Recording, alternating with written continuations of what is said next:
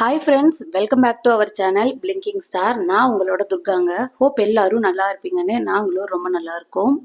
இப்போ நீங்கள் பார்த்துட்டு இருக்க மார்னிங் ரொட்டீன் பார்த்தீங்கன்னா 1 வீக் பிஃபோர் எடுத்ததுங்க. ஆக்சுவலாக அடுத்த நாளே இந்த வீடியோ உங்களுக்கு கொடுத்துடலாம் அப்படின்ற ஒரு நினப்பில் தான் நான் வீடியோ எடுத்துட்டு இருந்தேன்.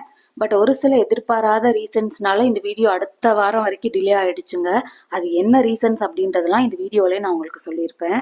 ஆஸ் யூஸ்வல் 2 பேரையுமே கிளப்பி விட்டாச்சுங்க. அதுக்கப்புறமா தான் நமக்கு கொஞ்சம் ஸ்லோவாக வேலை பார்க்குற மாதிரி இருக்கும். ஐ மீன் பொறுமையாக பார்த்துக்கலாம்.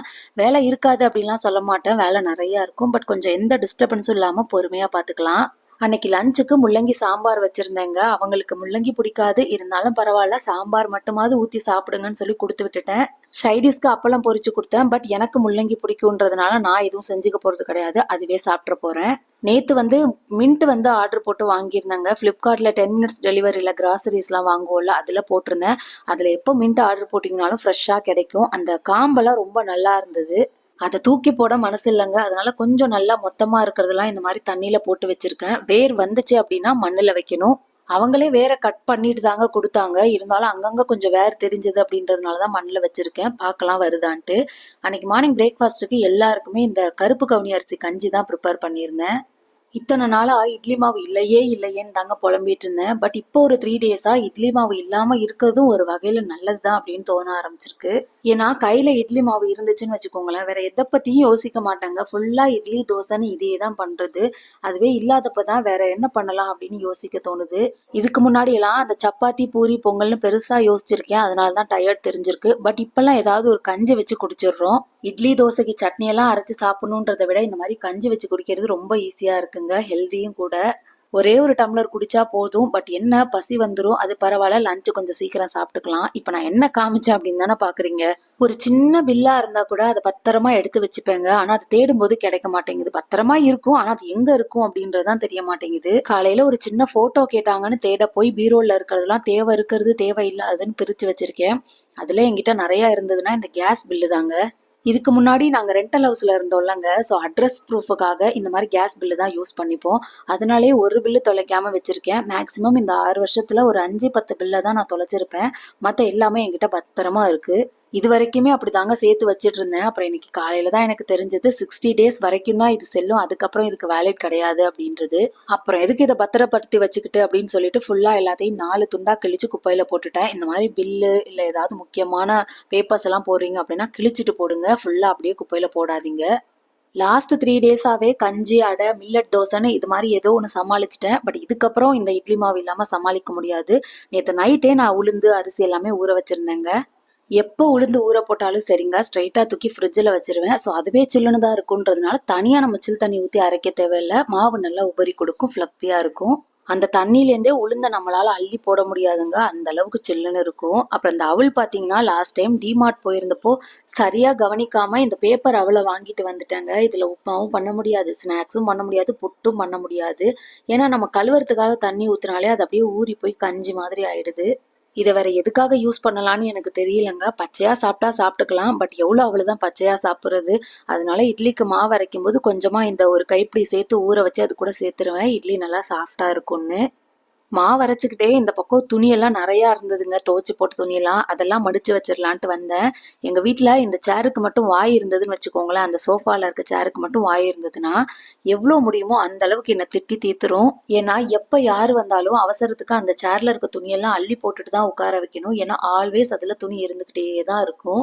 ஒன்று லாண்ட்ரி பாஸ்கெட்டில் துணி ஃபுல்லாக இருக்கும், அதில் ஃபுல்லாக இருக்கேன்னு துவைச்சி போட்டேன்னா இந்த பக்கம் பால்கனிலையும் துணி நிறையா இருக்கும். அப்புறம் துவைச்ச துணியை கொண்டு வந்து இந்த சேர்லையும் ஃபில் பண்ணிடுவேன். ஸோ மாறி மாறி ஏதாவது ஒன்று இந்த மாதிரி ஃபுல் ஆகிட்டே தாங்க இருக்கும். ஒரு நாள் கூட ஒன்றும் கூட காலியாக இருந்ததே கிடையாது.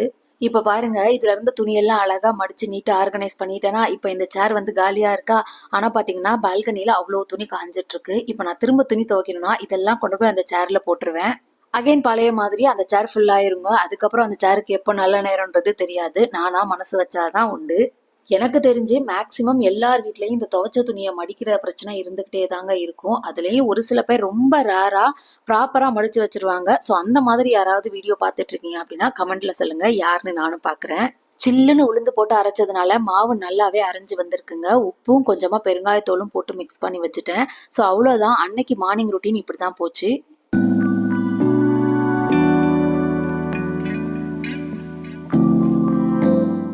அப்படியே அன்னைக்கு ஈவினிங்லேருந்து நான் விலாக கண்டினியூ பண்ணுறேங்க. நீங்கள் தம்ப்நெயில்ல பார்த்துட்டு தான் வந்திருப்பீங்க. நம்ம வீட்டு கிச்சனுக்கு புதுசாக ஒரு பொருள் வரப்போகுது அப்படின்றது.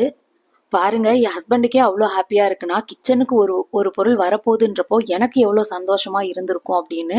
பட் அந்த சந்தோஷம் அந்த பார்சலை ஓப்பன் பண்ணும்போது இல்லைங்க. நம்ம வீட்டுக்கு ஒரு ஓடிஜி வாங்கிடணும், அதில் சிக்கனு ஃபிஷ்ஷு இல்லை குக்கீஸு கேக்கு அந்த மாதிரிலாம் நானே பண்ணணும் அப்படின்ற ஆசை ரொம்ப நாளாக எனக்கு இருக்குது. கிட்டத்தட்ட ஒரு 2.5 வருஷமாகவே நான் ஓடிஜி பார்த்துக்கிட்டு தான் இருக்கேன் வாங்கணும்னு. நம்ம தான் புது வீட்டுக்கு போகிறோமே அங்கே போய் வாங்கிக்கலான்னு சொல்லிட்டு இவ்வளோ நாளாக வெயிட் பண்ணி இப்போதாங்க என்னால் முடிஞ்சது. அமேசானில் ஒரு ஓடிஜி ஆர்டர் போட்டேன், ஃபேபர் பிராண்டோடது. மேலே இருந்த அமேசான் பாக்ஸ்லேயுமே அங்கங்கே டேமேஜ் இருந்ததுங்க. அப்புறம் உள்ளே இருந்த இந்த ஃபேபர் பிராண்டோட பாக்ஸ்லேயுமே அங்கங்கே ஓட்ட உடசலாக இருந்தது. எனக்கு என்ன டவுட்னா, ஒருவேளை கொண்டு வரும்போது டேமேஜ் ஆயிருக்கு அப்படின்னா மேலே இருக்க பாக்ஸ் மட்டும்தான் டேமேஜ் ஆயிருக்கணும். பட் உள்ளே இருக்க பாக்ஸுமே டேமேஜ் ஆயிருக்கு அப்படின்னா அவங்க கொடுக்கும்போதே அப்படிதான் கொடுத்துருக்காங்க அப்படின்னு எனக்கு தெரிய வந்ததுங்க. எப்போதுமே இந்த மாதிரி காஸ்ட்லியான ப்ராடக்ட்லாம் ஆன்லைனில் ஆர்டர் பண்ணுறீங்க அப்படின்னா அதை அன்பாக்சிங் பண்ணும்போது ஒரு வீடியோ எடுத்து வச்சுக்கோங்க. அப்போ தான் அதை நம்ம ரீப்ளேஸ்மெண்ட்டோ இல்லை ரீஃபண்டுக்கோ கேட்கும்போது அந்த வீடியோ வந்து நமக்கு யூஸ் ஆகும். பாக்ஸ் டேமேஜ் ஆகிருக்கிறத பார்த்துட்டு தான் உள்ள ப்ராடக்ட்டும் ஒருவேளை டேமேஜ் இருந்ததுன்னா நமக்கு வீடியோ யூஸ் ஆகும்னு சொல்லிட்டு தான் நான் எடுத்தேன். இப்போ இந்த வீடியோ தான் நான் உங்கள் விலாகுக்கும் கொடுத்துருக்கேன். பாக்ஸை ஓப்பன் பண்ணி ஓடிஜியை ஃபுல்லாக ஒரு ஓவர் வியூவாக பார்த்தோம். அதில் எந்த பிரச்சனையும் இல்லை. பட் அந்த டோரை ஓப்பன் பண்ணி ஓடிஜியை உள்ளே பார்த்துக்கும் போது தான் எங்களுக்கு தெரிஞ்சது உள்ளே ஒரு பெரிய டென்ட் விழுந்திருக்கு அப்படின்றது. இப்போ நீங்கள் பார்த்துட்டு இருக்க கிளிப் வந்து நாங்கள் டோரை ஓப்பன் பண்ணும்போதே பொத்துன்னு ஒன்று வந்து கீழே விழுந்ததுங்க. ஒரு சின்ன கண்ணாடி கப்பு மாதிரி விழுந்தது. அது என்னன்றது தான் நாங்கள் ரிசர்ச் பண்ணிட்டு இருந்தோம். உள்ள ஒரு பக்கம் நசுங்கி இருக்கிறதுனால நம்மளால எந்த ட்ரேவுமே வைக்க முடியலங்க. அப்புறம் எப்படிங்க அந்த ப்ராடக்ட்டை நம்மளால யூஸ் பண்ண முடியும்?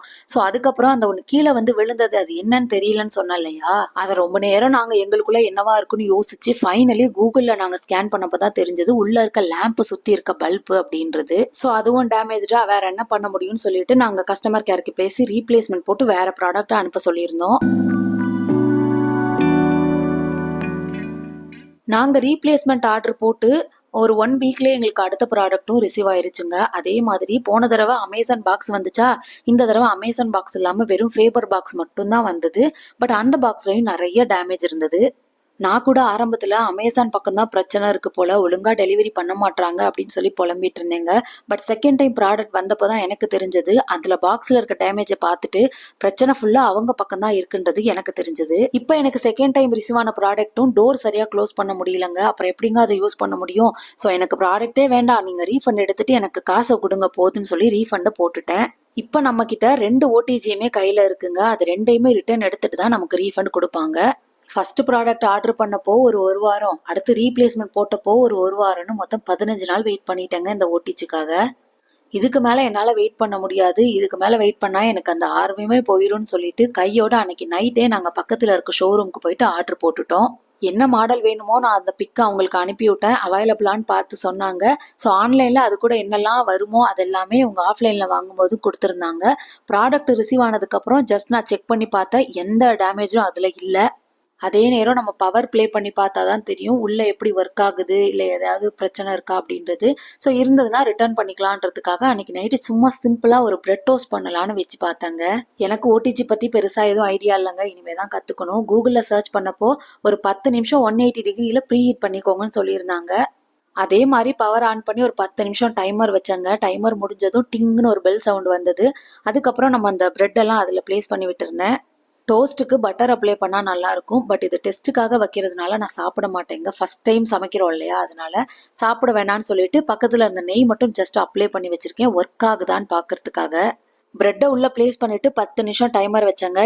இடையில நானே ஓப்பன் பண்ணி பார்த்துட்டு இருந்தேன். பிரெட்டு கொஞ்சம் குக் ஆனதும் இன்னொரு பக்கம் திருப்பி விட்டேன். அந்த 10 நிமிஷத்துலேயே இடையில 2 தடவை திருப்பி போட்டேன். பிரெட் டோஸ்ட்டுக்கு இதுதான் டைமிங்னு தெரிஞ்சாதாங்க நம்ம பண்ண முடியும். எனக்கு அது தெரியல. ஸோ ஜஸ்ட் ஒர்க் ஆகுதான்னு பார்த்தேன், நல்லாவே ஒர்க் ஆகுது. ஸோ பிரெட்டை எடுத்துட்டேன். மேலே நல்லா கிறிஸ்பியாக இருந்தது, உள்ளே கொஞ்சம் சாஃப்டாக இருந்தது. இன்னும் கொஞ்சம் நேரம் எக்ஸ்ட்ரா வச்சுருந்தேன் அப்படின்னா இன்னுமே கோல்டன் ப்ரௌன் கலரில் நம்ம டோஸ்ட் பண்ணி எடுத்துருந்துருக்கலாம். பட் இதுதான் ஃபர்ஸ்ட் டைம் இல்லையா, ஸோ போக போக மாற்றிக்கலாம். ஸோ நீங்கள் யாராவது ஓடிஜி யூஸ் பண்ணிட்டு இருக்கீங்க அப்படின்னா என்ன மாதிரி பிகினர்ஸ்க்கு என்ன ஒரு டிப்ஸ் கொடுப்பீங்க அப்படின்றது கமெண்ட்டில் ஷேர் பண்ணிக்கோங்க. அண்ட் இந்த ஓடிஜியை யூஸ் பண்ணுறப்போ அதை சுற்றி 4 பக்கமே நல்லா ஹீட் ஆகுதுங்க. ஸோ அதுக்கும் ஏதாவது ஒரு சொல்யூஷன் இருந்தால் சொல்லுங்கள் என்ன பண்ணலான்ட்டு. ஃபைனலி நீங்கள் யாராவது ஓடிஜி வாங்குற ஐடியாவில் இருந்தீங்க அப்படின்னா தயவு செஞ்சு ஆன்லைனில் வாங்காமல் நேராக கடையில் போய் பார்த்து வாங்கிட்டு வாங்கன்னு சொல்லுவேன். இந்த வீடியோ பிடிச்சிருந்தா லைக் பண்ணிவிட்டு நம்ம சேனலையும் சப்ஸ்கிரைப் பண்ணிக்கோங்க. தேங்க்யூ ஃப்ரெண்ட்ஸ், பாய்.